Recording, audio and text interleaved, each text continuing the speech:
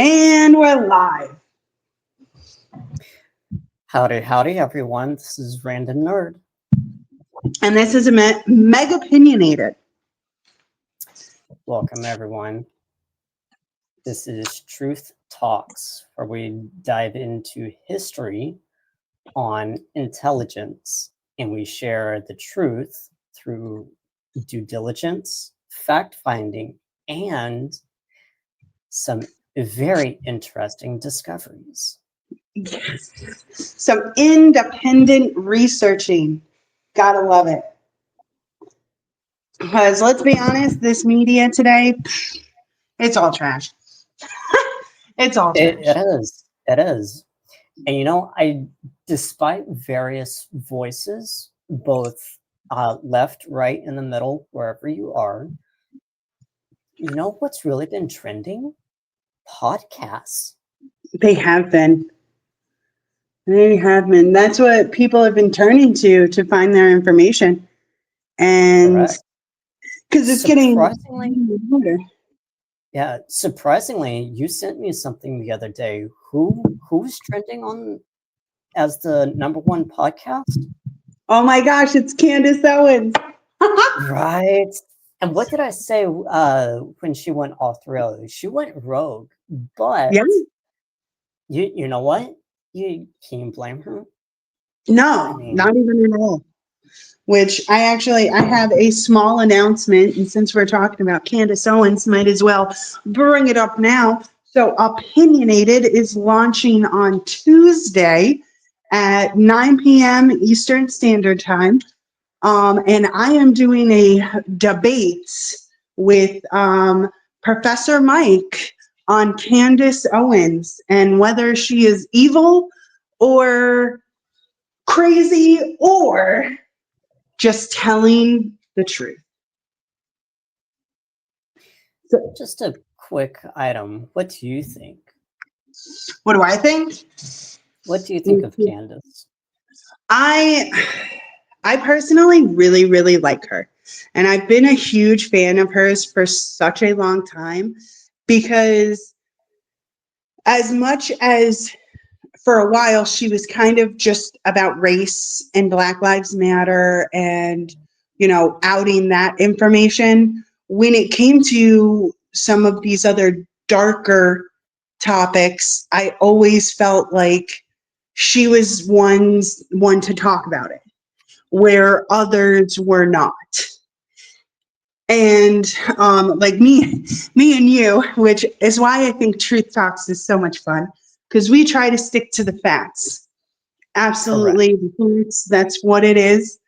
But sometimes finding those facts can be difficult, which is why I feel like there's a lot of a broad statement when it's like, oh, what's facts, what's not facts, because some of this information is so hard to find. It is. And I know I've kind of been on the fence with AI a little bit, but it has definitely helped in connecting the dots that not every research paper or even websites will tell you straight out. So exactly. And for those listening, I'm not against AI. I'm simply saying be cautious. Because the way I see it, if we're not careful, we will turn into the fat people in WALL-E, the movie WALL-E. Yeah. No, you're absolutely right. You are absolutely right. So just be cautious. I will say that there is an AI like questioning board or something like that, or like science board that like talked about WALL-E in particularly, where without plants they wouldn't have enough food. So what are those people actually eating? Exactly. Fat. It's the people. Exactly. which, So, oh, that's a whole nother opinionated right, episode. yes. So just be cautious. I myself, as a disclaimer, disclaimer, I do use AI chat to connect the dots. I don't use it for everything. I do my research. I do look into, and that's the other thing. Look into the not so common sources. Like for Right. instance, on my regular podcast of Critical Thinking Nerd, um, I actually came across a Reader's Digest source. Ooh.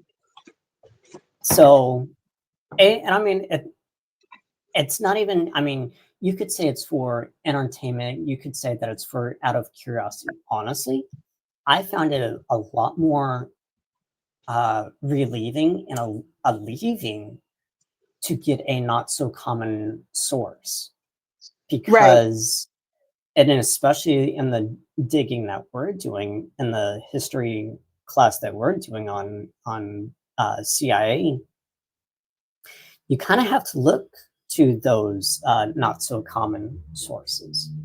Right. Like, I mean, Again, go yeah, ahead. go ahead. Oh, I was gonna just add in that um, again, they might not be so common, but at the same time, do your due diligence, look into the history of the author, and then cross-reference it to known factual information.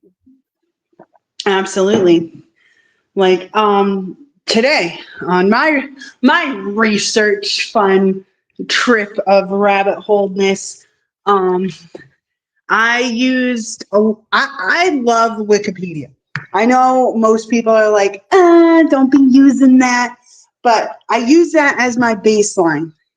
I look on Wikipedia and then I look up from Wikipedia. And I go from there.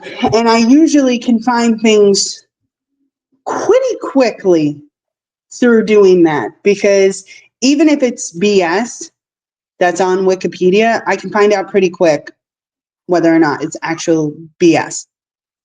I would actually double down on that and support that as a baseline. And Right. it's not even, and when we say a baseline, we mean just to get a very broad overview of what the topic is about. It is, Exactly. yeah, it has nothing to do with biases. It has nothing to do, take for instance, this history class about the CIA. What is the United States Central Intelligence Agency? And you know what? Go to Wikipedia for that. Now, when you start to dig further and start to raise or ask questions about different areas of the CIA, then you can start expanding to other sources. Exactly. But it's just to read. That's all it is. It's to read, to learn, and then when you start asking questions, that's when you can start looking elsewhere. That's what we mean by baseline using Wikipedia. Right. Oh, geez. Of course, that's not going to work. I'm just curious, how many levels? Like you go into Wikipedia for just a random topic. How many levels do you think you dive into? How many side links that you dive into? Oh my gosh. Honestly, probably so much. Cause like, and I know people are gonna be like, Wikipedia, can't trust it. But like I'm going on Wikipedia right now for the CIA, and and which this is where I've been starting. Is you look up the people who are talked in here. You can figure out so much side information. Like it's so it's so intense. Here, let me see. Oh yeah, I can pull it up. Let's see. There we go. But there is so much stuff that you can just find out and just literally look it up. Unlike the, FBI, the CIA has no enforcement. That's freaking phenomenal. Did you know that? And then, you just go from here. You pick little things up and freaking start your searching. Go down the history lane. Pretty much. And that's all it is. And it's when we're going to get to it shortly, but there was actually, when we dive into different topics or even subtopics, and we come across, we connect the dots to, it's we get a thrill out of it. I know I do. You certainly do. I know, before this show, I'm so excited. I have so much information. So when we say just be curious, right? that's all. Okay, so the famous quote of curiosity killed the cat. Obviously, we're not cats. Obviously, we don't have 9 lives. It's a metaphor of saying sometimes curiosity can get you in trouble. You know what? No, I'm gonna just shut that down. Curiosity is your biggest friend for yourself. Right. Never stop being curious. Definitely And actually, not. one of the more famous quotes is by Albert Einstein. Let me bring it up so that I'm not misquoting. Mm-hmm. I have no special talent. I am only passionately curious. I like that. Definitely. I have no special talents. I am only passionately curious. And I do have several items that I am utilizing, and that's one of the quotes that I use for a different platform. Just be curious, ask questions. Right. You know what's a good question? What is a good question, Meg? The number of original classified documents. That is a very good question. What is the original classified documents, or how many? Fun fact, I literally, I can't even tell you because there isn't a actual number, which sounds crazy, right? But we have information from the 1980s to 2011, but I also have some information from 1913 or 11 1913. So let me ask you this. When did classified material really start? Exactly, like when, and that's what I was really asking myself today was what was the first classified document, or when did classification become a classification? Like, when is it considered, or how did it become classified or declassified? And I found some very shocking information. Like the fact that, one, we didn't have any sort of system until 1951 on what was actually considered classified information. We did not have any sort of, securities of what should be classified and what should be told to the public until 1951, which blows my mind. Correct. And and then here's, in addition to that, what were the circumstances surrounding, and actually that'll be your homework, listeners, is what circumstances were surrounding that led to the classification legislation, or is it legislation, or what is it? It's an executive order. So it's an executive order that was put in to determine what classifies the three determinations of what is classified information. So there is classified, there is secret, and then there is top secret. And each category has to have certain things within them to consider them able to be top secret or classified.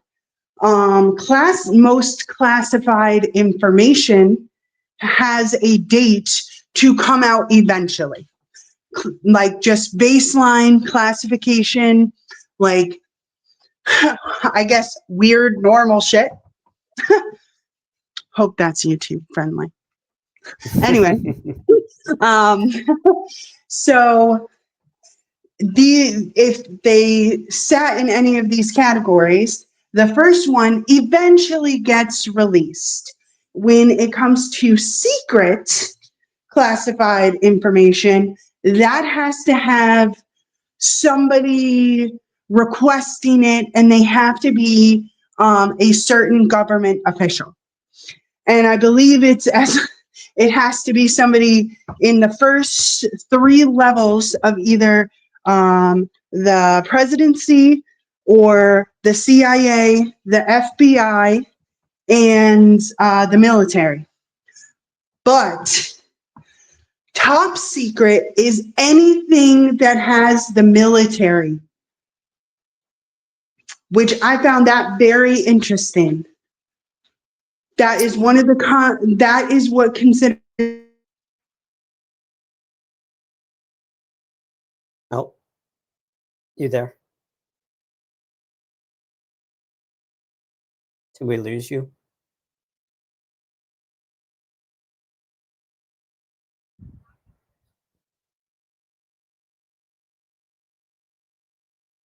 Hello.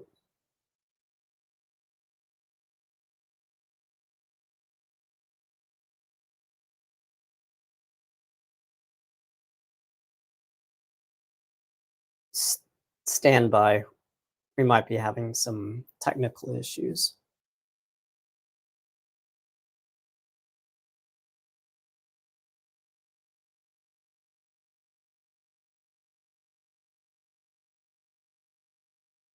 Oh, I guess me. We lost Meg one moment. So all of this information is classified, and depending on the type of information, it could either be classified confidential, secret, or top secret. Sorry about that. And, oh, we're back. We are back. Okay. They don't like what I'm saying, so they took away my internet for a minute. Oh, and you see, people, this is exactly why we're talking about it. Right? So I hope everybody heard my whole spiel, but probably not, knowing my luck. But I think I added in some. Go ahead. so. I hope that you heard the top secret part has to have something to do with the military. Yes, and then you cut out. Oh, perfect. Thank goodness. But I find that extremely interesting, because why is it that that has to be a classification? Like top secret information has to have something to do with the military. I have a few ideas, but that's for the listeners to dive into. Absolutely. Definitely tell us what you think, because my theories are running crazy, and I know it's driving the random nerd nuts. Well, let's put it this way. Any kind of military involvement, and there is some level of, how to phrase this, some level of secret operations, there's some level of intelligence at work. There's some level of, we don't want the public to know. Right. In part because it is a classified operation, it's classified, whatever the case is. And one, the military is the military. So if they're involved, it's obviously going to be classified at top secret. Right. I will say this though, that it's a double-edged sword. It's a twofold. One, intelligence, but then also you have to take into consideration military. Those are lives we're talking about. Right. Now, with that said, as far as classification goes, as far as classification goes, I mean, we're talking about military level operations. Right. So that Which, kind of makes sense. I mean, to an extent, yes. I just I thought it was weird that it is a top secret. Whether like in the little bits of our military being involved makes it automatically top secret. That I think is weird because they could be doing basically nothing. They could have bare minimum involvement, and that is considered completely top secret. True. Now, here's something to consider. If you have one piece of the puzzle, do you have any sort of quote unquote intelligence? Take a jigsaw puzzle. If you had a random jigsaw puzzle and you had just one piece of it, do you know the full picture? I mean, maybe on the box, but you never really know. True. You know, So you never really know until you put it all together. exactly. So you have multiple pieces together, even if it's just one little piece. I mean, let's take Edward Snowden for example. Uh, he leaked out what 10,000 plus classified information. Yep. Technically, from what I have also looked up, is that information was supposed to already be unclassified. And fun facts, it wasn't ever released because president after president after president decided, whatever. But most, as I said earlier, most of um, classified information has a date to be released eventually to the public. It could be 20, 30, 40, 50 years, but it still has a date to be released to the public most of the time. That's what Most of the time. most of the And that's the fun little hurdle that we have to play around with. right. Now, here's another little fun fact. FOIA, Freedom of Information Act. It is your request to to any agency really to request classified or insider information.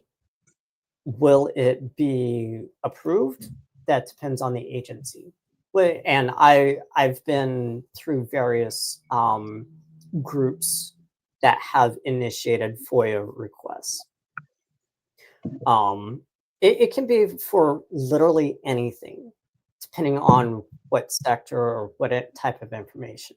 So as far as what we're doing, there are a number of different platforms that you can go to, different websites that you can go to. And if you look in our mic drop through the in session beacons link, you will find several different websites that we're adding that have the declassified information available. There Yeah. are various well-established websites that do this for a living.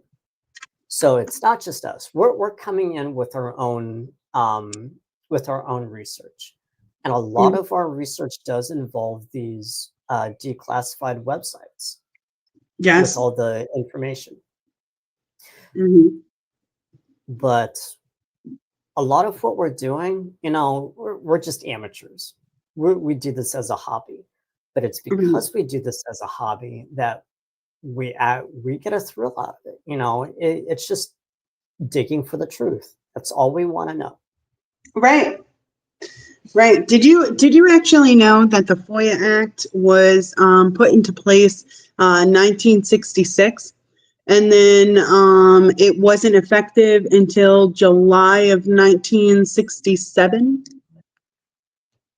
Okay, that kind of makes sense, because sometimes laws and legislations are approved, but it does have a delay. So, for instance, Right.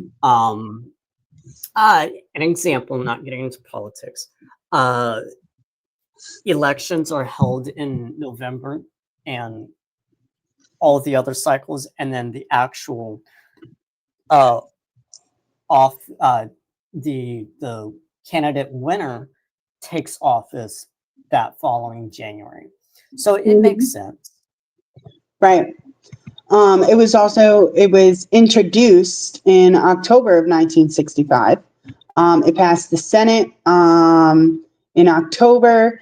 It passed the House in June of the following year of 1966, and then signed into law July 4th, 1966, which I think is quite interesting because, one, we didn't have classified information, as I said, like any sort of act or any sort of legislative law or anything on what classified as classified information until 1951. And the first classified document ever recorded, which I'll be dropping in the mic drop after this episode. Where is it? I know I have you. Where are you? I have you somewhere.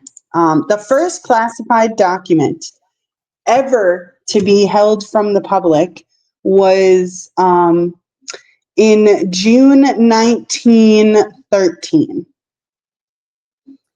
Wow. 1913. Yep. And this information is it's quite funny to me. It is the formula that was used from Germans to make secret ink. This was the first document ever to be held from the public, and it has been declassified, reclassified, declassified so many times to the point that it was received and actually put in the vault in 1918, which tells me okay, you had this information in 1913, you went through this information in 1918, then it wasn't opened to the public until 1978. Wow, 60 years later, 65. Well, no, that's almost 100 years later. Wait, 19... It's from 1913 is when we got this information, had this information, and then reviewed it. Let's see, I'm almost. sorry, when was it released to the public? It was released to the public in 1978 by the CIA.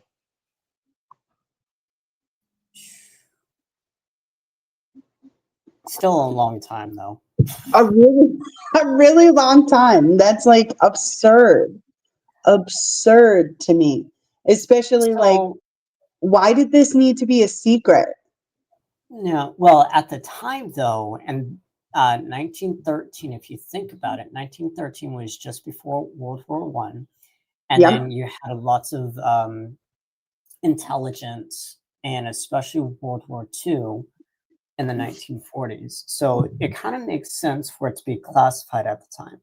But and that actually just a general question: how long do you think classified material should be classified?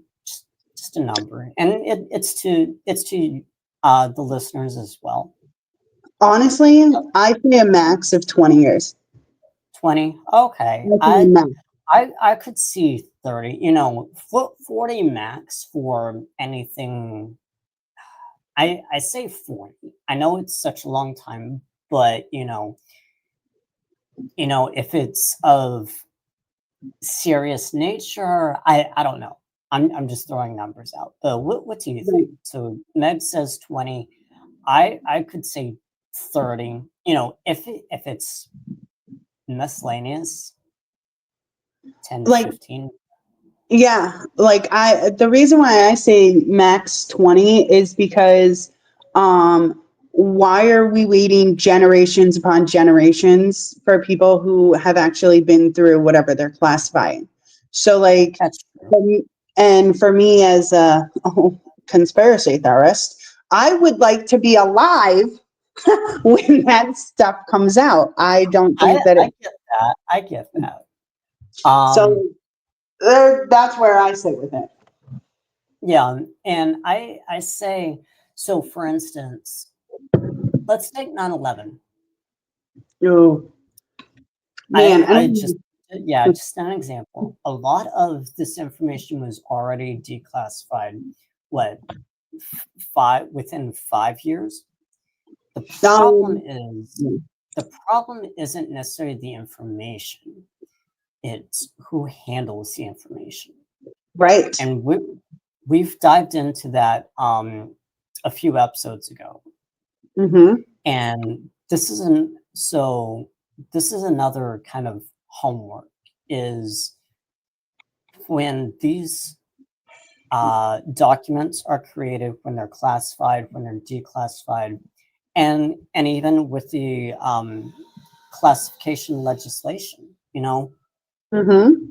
who who was involved, and this is the deep dive that we do on the side. Google's not going to tell us. I mean, it'll give us a broad overview, and it'll probably be biased. Right. But I who's involved?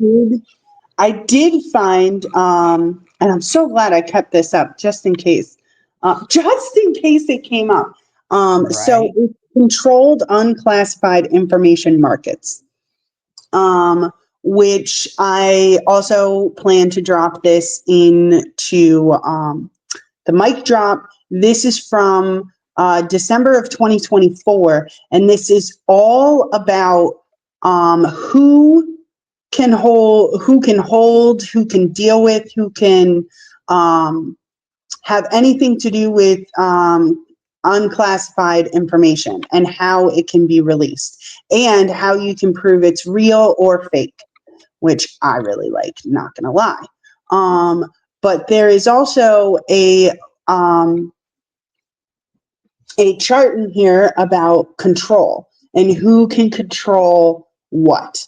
And basically, the feds are the only ones that really can control it, which to me says, okay, so we have no outer sources that can help with this kind of information. Like we have obviously like the FBI and the CIA and how they, you know, are our intelligence and information holders basically. So it does make sense, but like we don't have any other, like there is no media act where like the media can actually like be able to get a hold of this information, especially if it's unclassified.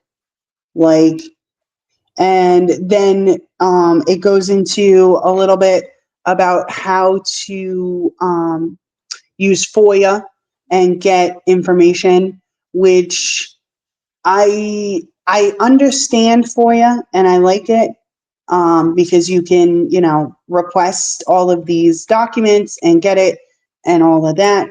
But I feel like if it's unclassified information, it should be able to have an access port by the media.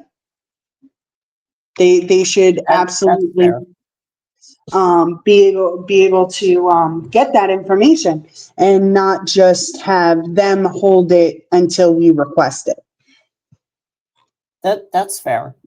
No, I'm not exactly, I'm just gonna say that's fair, because yes, if it is considered unclassified information or even declassified information, that would make sense for media to be allowed or able to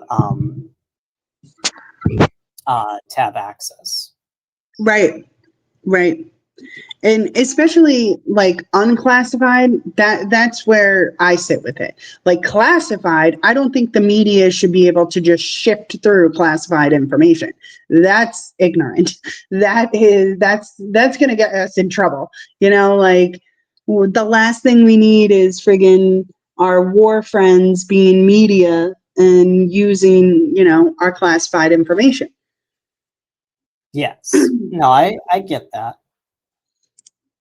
But like also with I want to kind of go back a little bit because we were talking about the documents of how many have been classified and or declassified, and there's so it shows like how many documents like per year on this where is it? I'm trying to find it. Sorry. Oh, here it is. And so let's see. In 1980, we had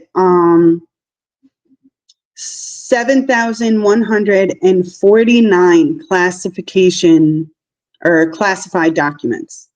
And it doesn't say whether or not these were released classified information. It just says that that's how many classified documents of that year. Like just 1980, 7,000 documents. And that could be like 2 projects. Like, let's be real. And it just has. I get that. I get that.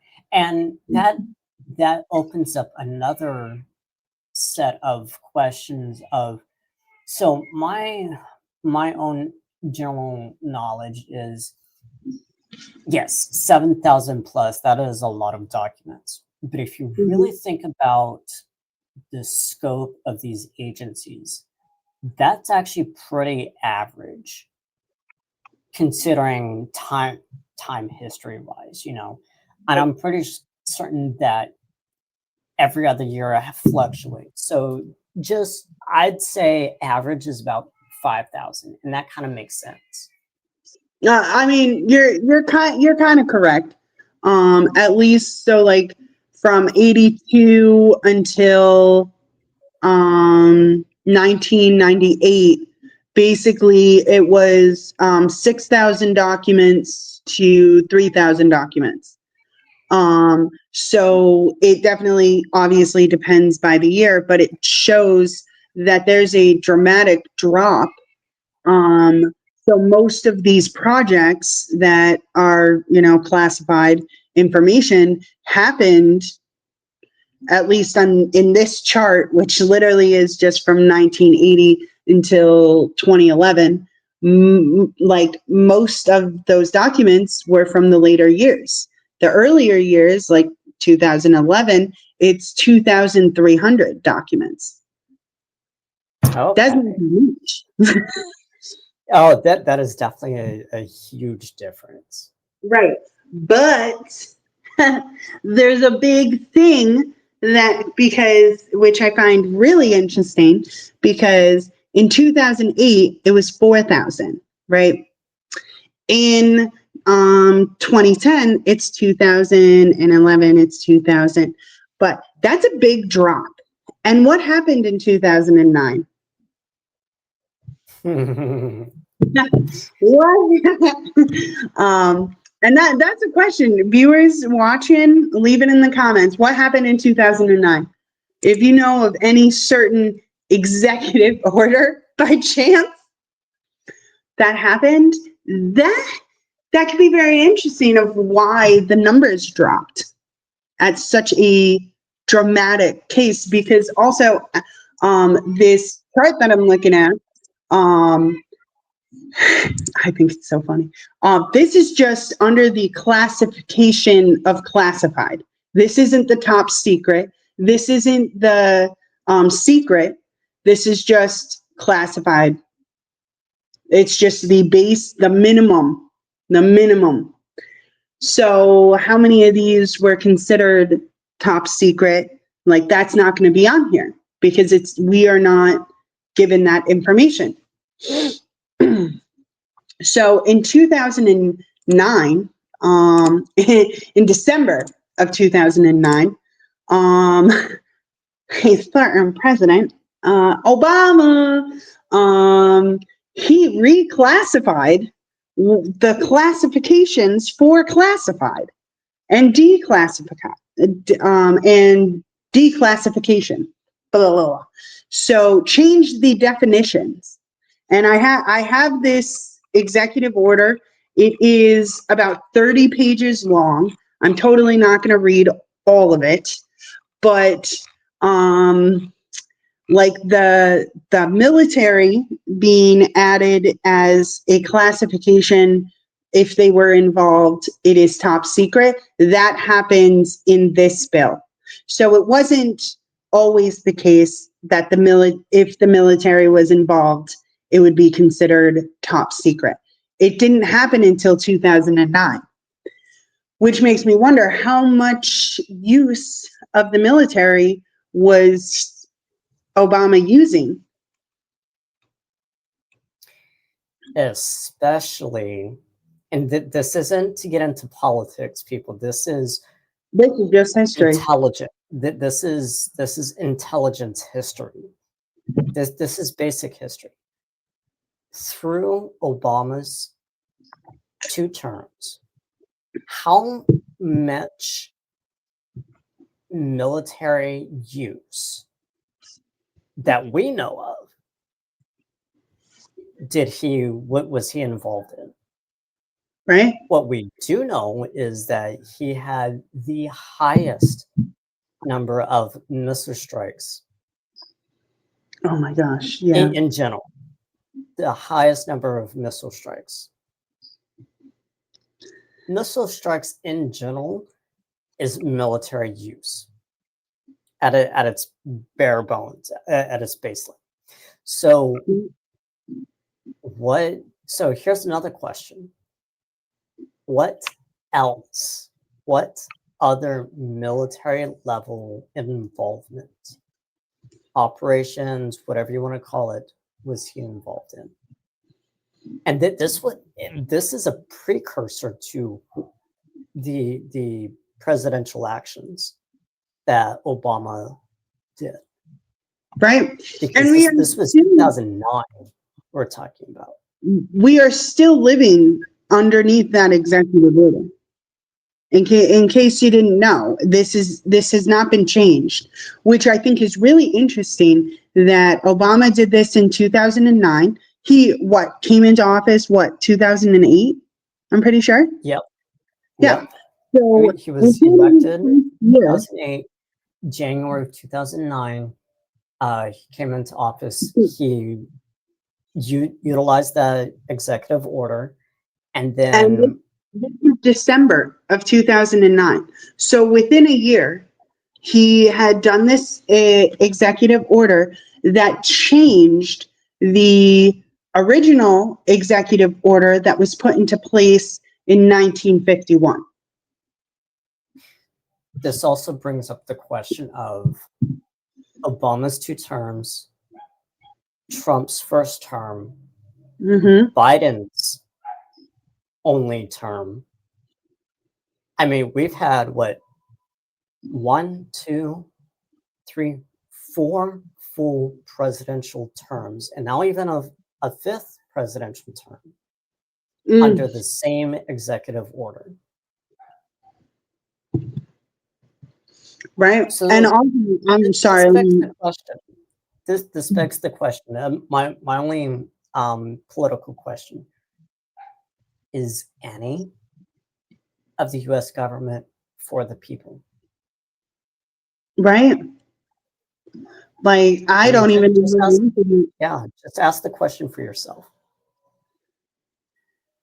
Damn. That's a good So, question. yeah. So, So, go ahead.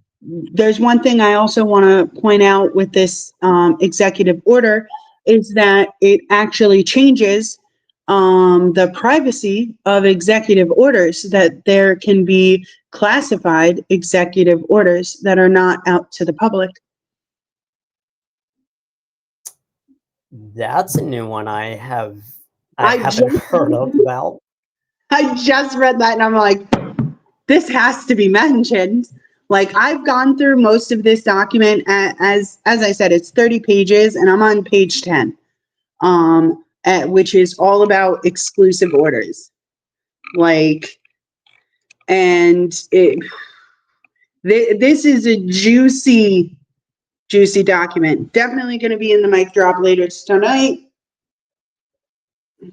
But definitely, we're not saying to be against people, but it's the policies they implement. It's the right. policies that they write. Like, And go ahead. yeah. Oh, I was just gonna add that you can. I mean, Obama, Trump, Biden, even, they're just people. They're just people who were elected into very high positions of power. Right. These policies that they implement, I mean, take the information for what it is. Obama had some serious, very questionable, even downright criminal to the average person, Right. actions. I'm not saying that the presidential immunity covers everything. What I am saying, though, is at what level or where do you draw the line, people? Right. Where even as some form of elected official, where do you draw the line? I don't think that you should be able to do an executive order that the people don't know about. That scares me, to be like completely honest. I think that is an abuse of power. I do though think that if there is something very threatening that needs an exclusive, order to be made, and the highest people in our military are like, yo, president, like, we need you to do this, but, we can't let the public know about it. And then well, I'm not a fan of the here's my idea on that. Here, a congressional safeguard for the president to request permission. And for that, like the executive order would be publicly known, but it would have a congressional oversight to request permission for classification for extra stuff, whatever that might be. You know, Right. the executive order would be publicly known, and then anything sub tier of that EO would have a congressional permission. Right. Because that right there is what the foundation of the US is built on. It is an oversight, it is a check on the presidency. Right. And you know what? It works. It works. Right. Now, with that said, we have all these agencies that do or should have checks, and that's what we're diving into. They should have checks. Right. But what's your take on it? Do they have checks? You know, I mean, we have a CIA, intelligence agency that has known failures, publicly known failures. Literally, Project Blue Book, that one's a good one. Just saying. Been looking into that one. Project Stargate, that's also a good one. There's the Pentagon. I can't say this word because I'm dyslexic as the F word. Reports. I'll put it in the chats or something. But this, all of these, like this is where the Pentagon was funding classified studies. Like about death. Let's just say that, and unaliving and the concept of life after death. There is so many. The Hotel Memo. There's so much failure. Operation Midnight Cinema. That's another one, which also was underneath the MK Ultra umbrella stuff.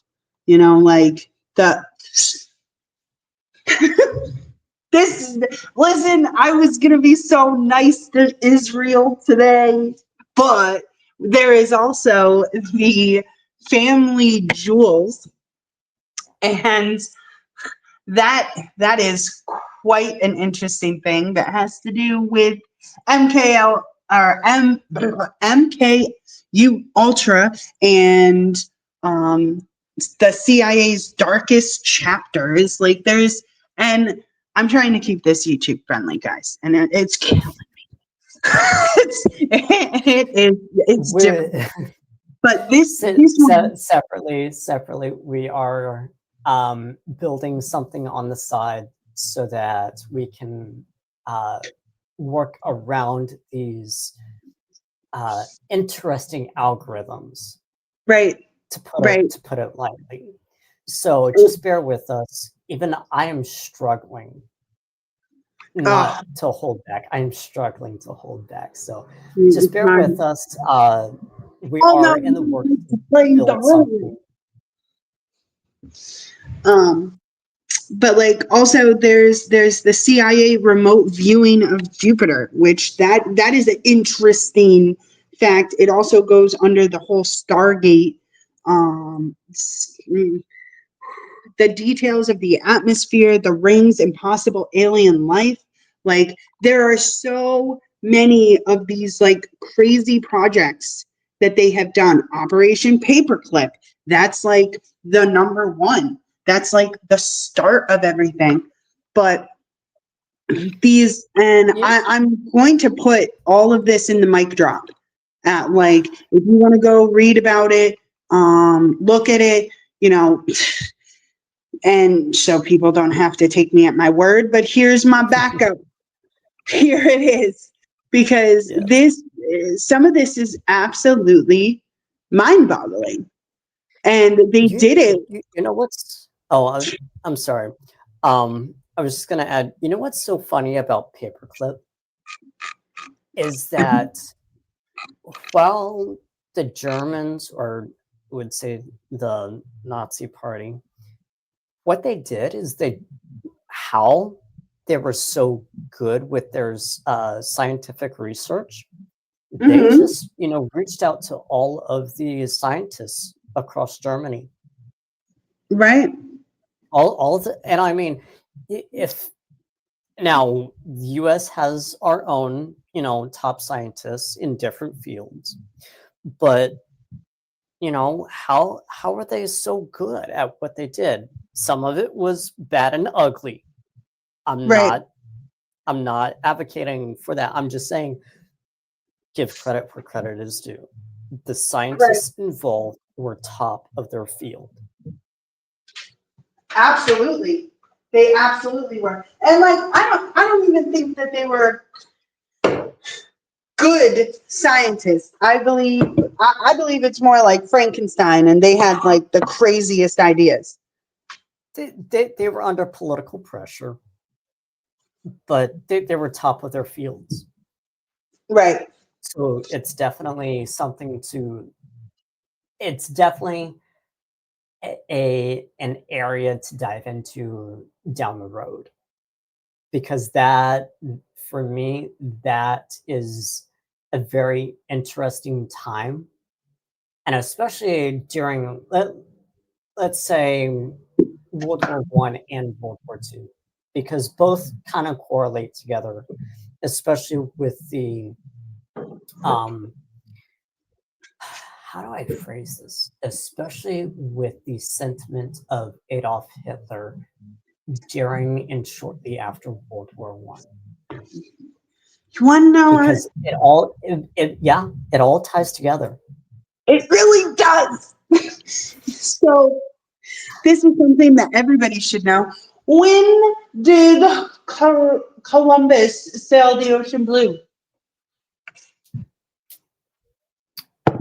I'm pretty sure it's not or I'm sorry, hello, I'm dyslexic now.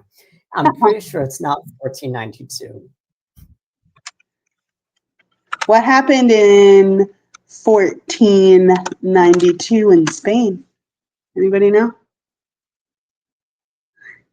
I know there's something going on. You wanna Because that's share that? when Christopher Columbus said bye-bye and went to America. But do you know what was going on? There was some wars going on and they needed money. I'm pretty Hmm. sure. They also had decided to expel from the country all Jews.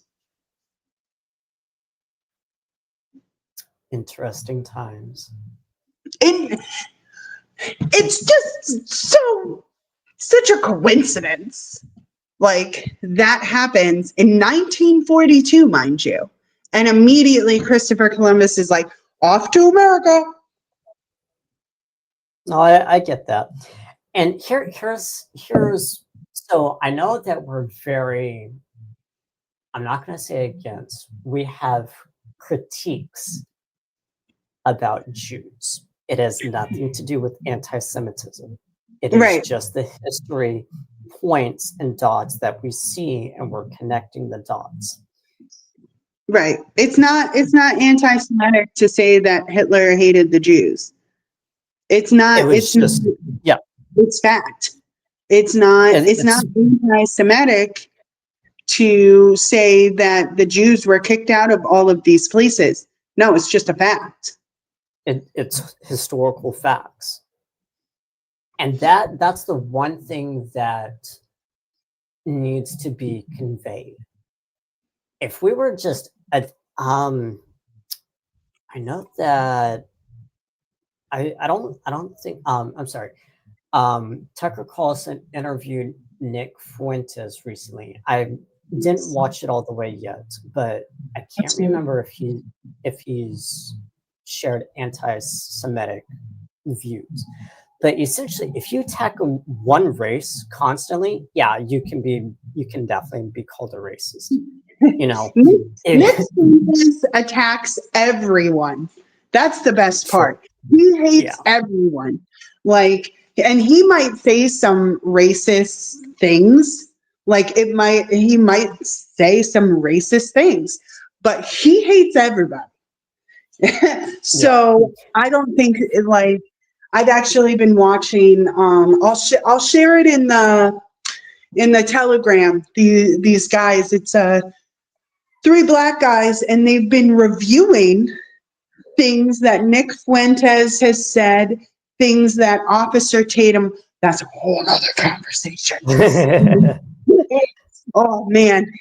But they've been just kind of doing like raw reactions to what they say, and I'm loving it.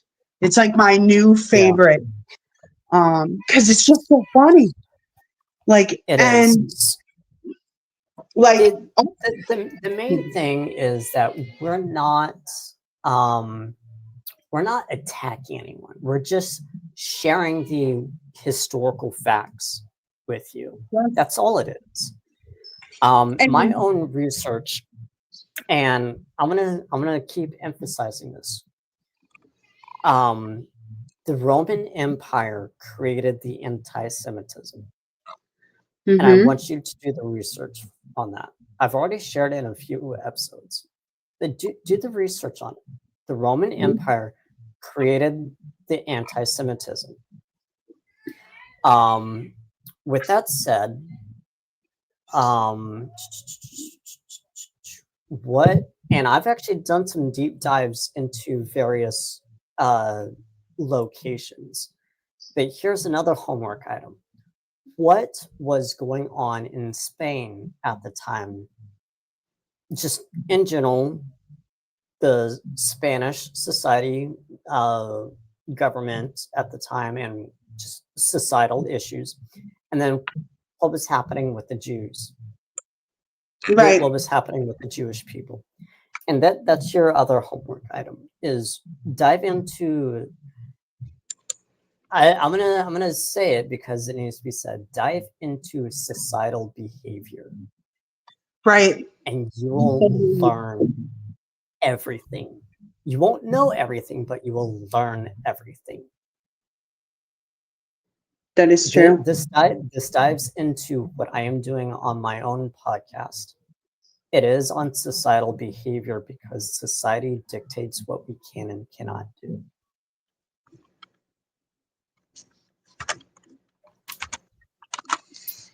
Wow. Sorry. I'm a little shocked. Number one search apparently right now is how much did Kamala's campaign cost? Like what? Why is that a question right now? Anywho's. No, it still needs to be talked about. I mean, right. $1 billion, 1.2, however much, and then you're still in debt 20 million. Right. I'm not saying that we dodged a bullet, but wow, that's a scary thought. Yeah, it is.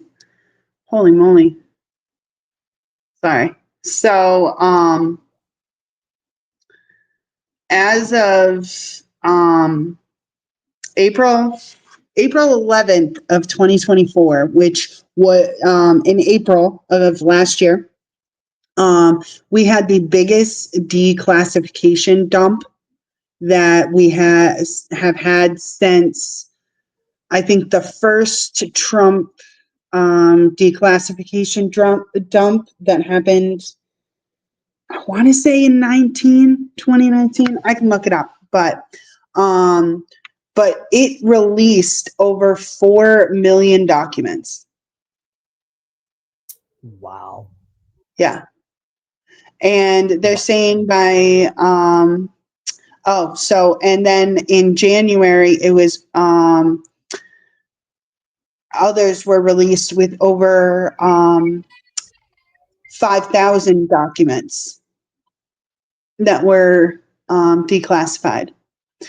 And it really just shows you, like, how much are they keeping from us and how much should they keep from us? And why haven't we gone through this again? Because with, as I said, in 2009, we have the executive order from Barack Obama. And why hasn't it been changed since then? And that I think that is a good question to dive into next next episode is why hasn't that executive order been rescinded? And I definitely want to get into Snowden, and I want to talk about why he released things, when he released things, all of that information as well, because it's extremely relevant to everything that's going on now, because definitely there is so much hypocrisy and corruption in our government that we luckily have people who are willing to do what Snowden did. Especially, I mean, other than the emails were the ones that really got him in trouble, in my opinion. But like the documents that he also released were supposed to be declassified. But since they were changed because of Obama, he took what he could and released what he could. That's true. That's true. So I'm gonna share this before we end that I am doing a U.S. Constitution Principles political thinking nerd series, and it dives into what I believe is the erosion of the principles of the U.S. Constitution's beginning with Bush's term. And it wasn't necessarily Bush's term, it was the actions of 9/11. yes. So if you want to take a listen to that, I have just started with the 9/11 series. And I'm going through each presidential term, and it's really U.S. Congress, because they are the ones who essentially dictate what's created, what's allowed, and what's put into legislation. Right. But if you're interested, criticalthinkingnerd.com, and same podcast name. I use Podbean podcast platform. So if you're interested, swing over, take a listen, and I also dive into other societal topics as well. Right. And if you guys are having trouble remembering that, you can always go to the Beacons link for In Sessions, and you will find all of our links there to all of our different pages, from YouTube to Rumble. And we are really going to start blowing this up. And as I said earlier in the episode, for just in case there's still, people that have joined in and missed my announcement, Opinionated will be launching on Tuesday, and I'm so freaking excited. I am doing a debate with Professor Mike. If you don't know who Professor Mike is, go on TikTok, look up Professor Mike. You're gonna find him. Love him. He's a good friend of mine. I'm really excited to have him back on the podcast. Haven't done this in a while with him. But we are going to be talking about Candace Owens and what the truth and the lies and debate away. It is going to be a very interesting and fun episode. I can't wait. With that, it will be at 9:00 Eastern time. Sorry. No worries. Forget all the And with that, this is Random Nerd for truth, transparency, and fairness. Absolutely. And we will see you again next week.